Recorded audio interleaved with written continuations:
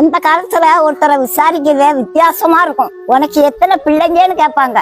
இவரு எனக்கு 4 பிள்ளைங்கன்னு சொல்லுவாரு. அதுக்கு அவரு கேட்பாரு, உனக்கு பிறந்தது எத்தனை, ஊருக்கு பிறந்தது எத்தனைன்னு கேட்பாரு. தப்பா நினைக்காதீங்க. உனக்கு பிறந்ததுன்னா ஆம்பளை பிள்ளைங்க, ஊருக்கு பிறந்ததுன்னா பொம்பளை பிள்ளைங்க. ஆம்பளை பிள்ளைங்கன்னா என்னைக்கு நமக்கு சொந்தம் நம்ம கூடவே இருக்கும். பொம்பளை பிள்ளைங்க யாருக்கு எந்த ஊருக்கு சொந்தமா போகுதோ அதனால ஊருக்கு பிறந்தது எத்தனைன்னு கேட்பாங்க. பொம்பளை பிள்ளைய கட்டி கொடுத்த பிறகு தாய் தப்ப கொஞ்சம் ஒதுங்கி இருக்கணுங்க. அப்பதான் அந்த பிள்ளைங்க நிம்மதியா வாழ முடியும். ஆனா இந்த காலத்துல அப்படி இல்லைங்க. தாய்க்காரி போன் போட்டு மணிக்கணக்கா தினமும் அவட்ட பேசுதான். செல்லக்குட்டி உன் மாமியார பார்த்தாலே ராட்சசி மாதிரி இருக்கு, ஆரம்பத்திலேயே விட்டு கொடுத்துறாத, அவன் தலைக்கு மேல ஏறிடுவா. அவன் 1 கேட்டானா நீ 9 கேட்கணும். உன் நாத்தனார் ஒருத்தி வருவாளே, அவ மூஞ்சி கூட பப்பாளி பழம் மாதிரி இருக்குமே, அவட்ட எச்சரிக்கையா இரு செல்லக்குட்டி. அப்ப அவன் புருஷங்கிட்ட துட்ட கறந்துருவாமா.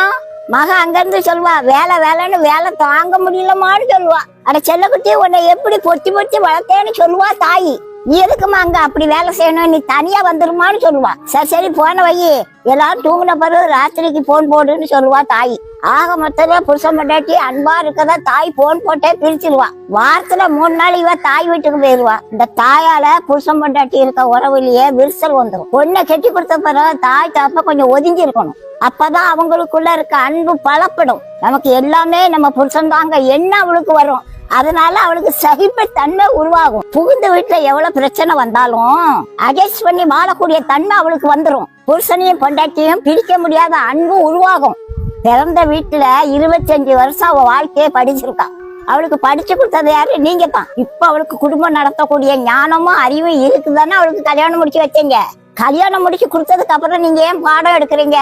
பரிசு எழுத இடத்துல பாடம் சொல்லி கொடுக்கறது தப்பு. கடவுள் நல்ல ஆலோசனை கொடுத்துருக்காருங்க. புருஷன் பொண்டாட்டி அவங்க 2 பேரா இருந்தாலும் உடலால் அவங்க ஒருத்தரான். தாய் தப்பனை கொஞ்சம் விட்டு மனைவியோட ரொம்ப அன்பா இருப்பானா. ஆணுக்கும் அதான் பொண்ணுக்கும் அதாங்க. நீங்க தாய் தப்ப எவ்வளவு ஒதுங்கி இருக்கீங்களோ அந்த அளவுக்கு அவங்க நல்லா இருப்பாங்க.